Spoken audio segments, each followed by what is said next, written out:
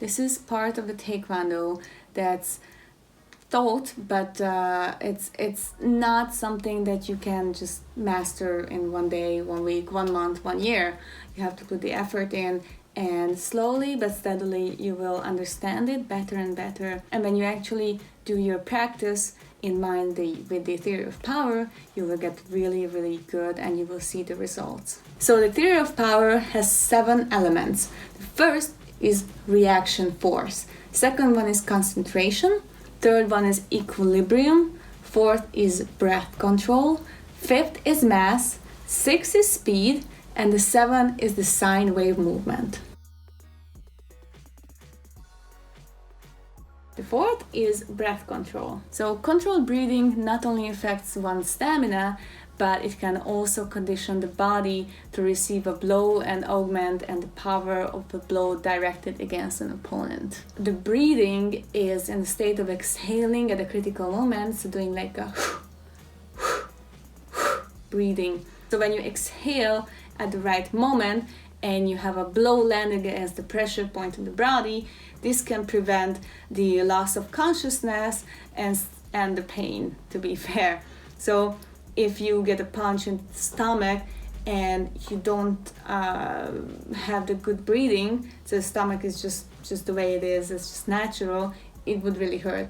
If you flex your muscles and you have a quick breathing that comes from your stomach, then your stomach gets really hard, and even you get punched, but you won't feel it that much, and you are not gonna get hurt that much because the muscles are protecting you, and also no air is in your system. So when you do any type of technique, at the end, just like in the patterns, for example, you have to do the correct breathing. So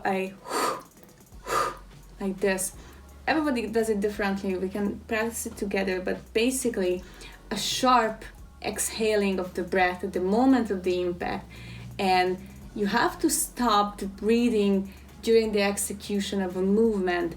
So your abdomen would be tense, and this to concentrate maximum effort on the delivery of the motion.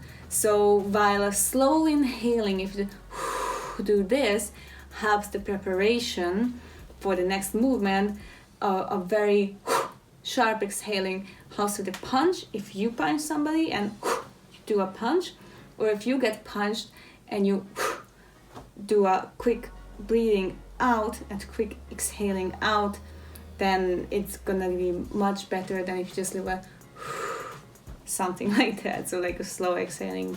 The important rule is to remember, never inhale the air while focusing a block or a blow against an opponent. So never do punch. I cannot even do it anymore. So you have to exhale out, not breathe in, so you cannot do that. So when you punch, exhale, and then you are ready, you're inhaling, but never do a punch and inhale. That just doesn't work, so please don't do that. But you do a sharp exhale and a punch. 5th one is mass. The kinetic energy or force is obtained from maximum body weight, so how many kilograms you are, and the speed that you are performing.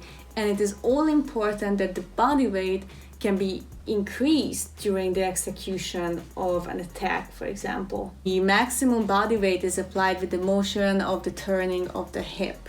So your hips are very important when you do any type of defensive technique or any type of attack.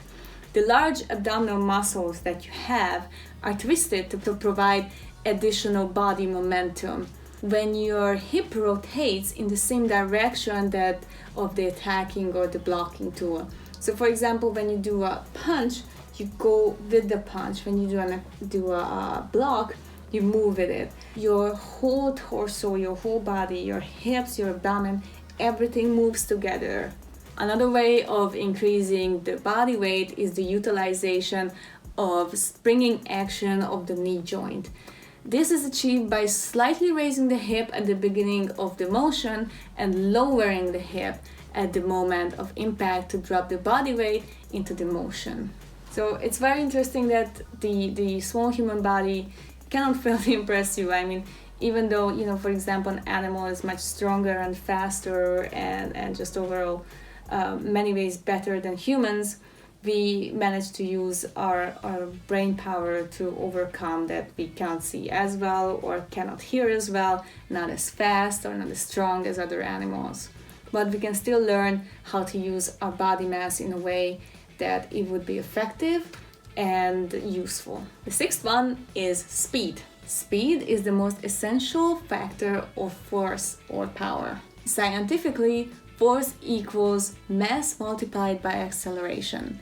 According to the theory of kinetic energy, every object increases its weight as well as speed in a downward movement, so when you move downward. This very principle is applied to the particular art of self-defense. For this reason, at the moment of impact, the position of the hand normally becomes lower than the shoulder, and the foot lower than the hip while the body is in the air.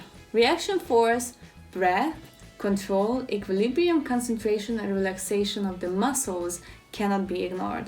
However, these are the factors that contribute to the speed, and all of these factors together with flexible and rhythmic movements must be well coordinated and the maximum power of Taekwondo.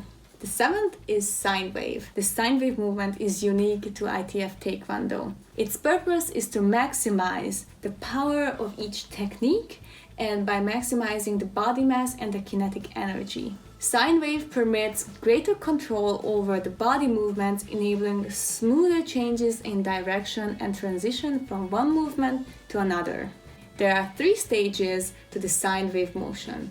Stage 1 is when the body drops slightly by bending the knees, and at this stage the body is relaxed and moves into a balanced position while keeping the arms in a neutral positions. The stage 2 is when the body raises up, but the knees must not straighten completely.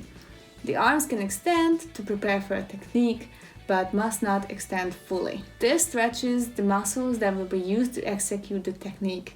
The whole body should still be relaxed at this stage. Stage 3, the body drops quickly to maximize the acceleration of the technique.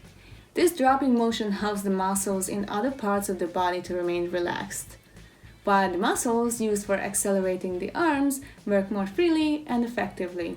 At the end of the movement, the muscles are tensed to stop the body's dropping motion, to stop the arms moving, and to end the breath control at the same time. The secret to a good sine wave motion is to perform the 3 stages in a continuous flowing motion without stopping. So the sine wave movement is, although nearly all techniques are performed with sine wave, there are a few exceptions, but I generally do most of the techniques in sine waves in the videos, and I encourage you to start doing them as well because it will give you so much power and strength and speed, and it's just very natural to do it. So with the theory of power, the power is attributed to the utilization of the person's full personal potential.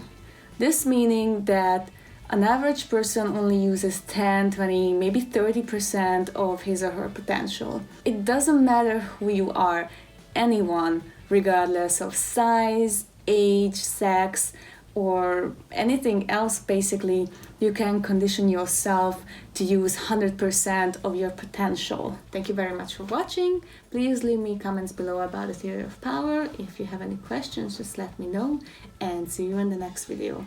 Bye!